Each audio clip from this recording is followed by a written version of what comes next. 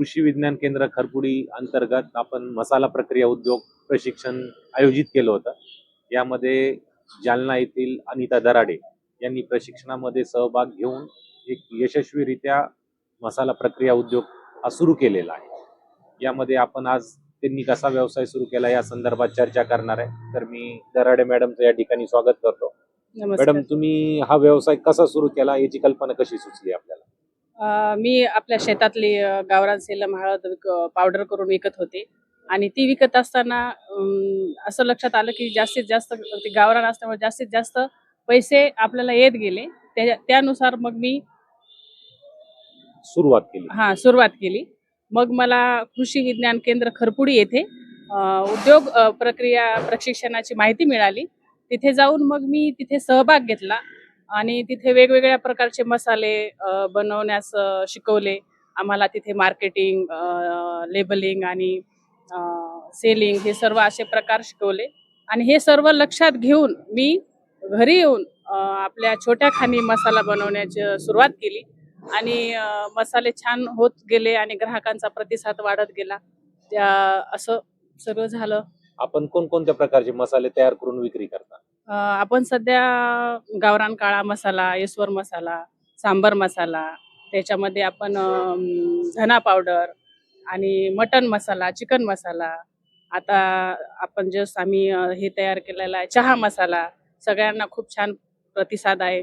उत्कृष्ट साहित्य आणि हे वापरून ते मसाले बनवलेले आहे. चांगलं आहे. आपलं नाव मोठं झालंय, परंतु आपण महिलांना काय संदेश देऊ इच्छिता? मी एवढंच सांगेल की तुम्ही घरगुती जरी करत असाल तर स्वच्छ आणि चांगलं जे की बिना केमिकल युक्त असं सगळं करून व्यवस्थित दिलं तर खरंच समोर खूप चांगलं होऊन जाईल सगळ्यांचं. आणि जे की ह्या उद्योगातून, छोट्या छोट्या उद्योगातूनच मोठी भरभराटी होऊ शकते. आपल्याला खूप त्याच्यापासून इन्कम भेटू शकतं आणि ही गोष्ट खूप महत्त्वाची आहे. छोट्या सुरुवात केल्यावरती मोठी होतीच आणि अशी मेहनत घ्यावी फक्त एवढं की. आणि विक्रीचं नियोजन तुम्ही कसं करता? म्हणजे जागेवर आउटलेट आहे, व्हॉट्सअपच्या माध्यमामधून, युट्यूबच्या माध्यमामधून? विक्रीचं असं आता सध्या आम्ही घरगुती घरातच आपल्या घरी येऊनच कस्टमर नेत गेलं. मग नंतर जाहिरात बनवल्या आणि मग आता सेलिंग पण होते, बाहेर पण जाते आपली आणि असं घरी येऊन पण कस्टमर घेऊन जातं आणि असं ते सेलिंग करतो. बाकी किती मॅडम, मसाल्याला खूप सारे पदार्थ लागतात, जसं की हळद, मिरची, धने किंवा इतर जे साहित्य आहे, हे साहित्याची खरेदी आपण कुठून करता? आपण हळद तर आपली शेतातलीच आहे, गावरान हळद आहे आणि आम्ही बऱ्याच वर्षापासून शेतात लावतो, तर ती हळद घरचीच आहे. आणि मिरची आपली होलसेल आणतो, जसे की शेतकऱ्याकडनं बघतो, जे की चांगली व्यवस्थित आणि स्वच्छ असली पाहिजे. आणि आपले धना पावडर वगैरे, हे धना, त्याच्यानंतर दगडफूल वगैरे होलसेल भावात साहित्य स्वच्छ बघून, चांगले क्वालिटी बघून ती आणतो. ती आणल्यानंतर आपण इथं प्रतवारी वगैरे किंवा क्लिनिंग कसं करता? आणल्यानंतर मग आपल्या 3-4 लेडीज आहेत.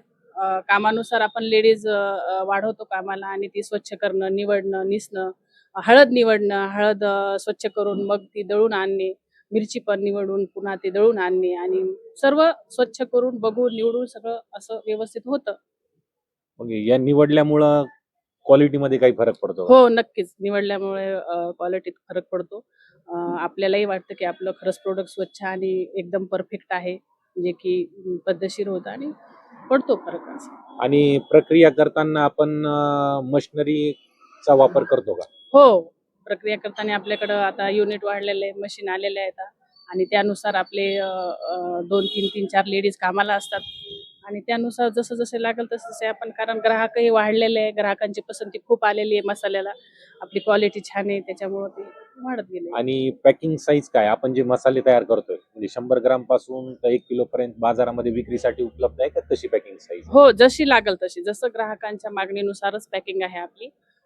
आपण 50 ग्रॅम पासून पॅकिंग ठेवतो. 50 ग्रॅम, 250 ग्रॅम, 500 ग्रॅम अशी पॅकिंग आहे. सर्व मसाल्याची पॅकिंग आहे.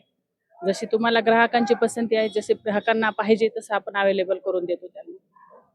किती महिला आपल्या या ठिकाणी काम करतात? रेग्युलरमध्ये 3-4 लेडीज आहे आणि जशी लागल तसे मिरची निवडणे किंवा हळद निवडणे यासाठी मी परत महिला बोलवते. हो. मॅडम, आपल्या उद्योगाचं उद्दिष्ट काय आहे हे सांगा. आपल्या उद्योगाचं उद्दिष्ट एवढंच राहील की आपल्या मसाल्याची चव आणि गुणवत्ता जास्तीत जास्त ग्राहकापर्यंत पोहोचवणे आणि आपला ओमराज मसाला ब्रँड जास्तीत जास्त कसं विश्वासासह कसं होईल याचा प्रयत्न करणे एवढेच आहे. यानुसार आता इतरांना जे सांगायचं आहे की आपण या व्यवसायामधून किती निव्वळ नफा हा मिळवतो. या व्यवसायातून मी म्हणेल की आपण 20 ते 25% नफा मिळवतो. म्हणजे चला. हां. चला, धन्यवाद मॅडम.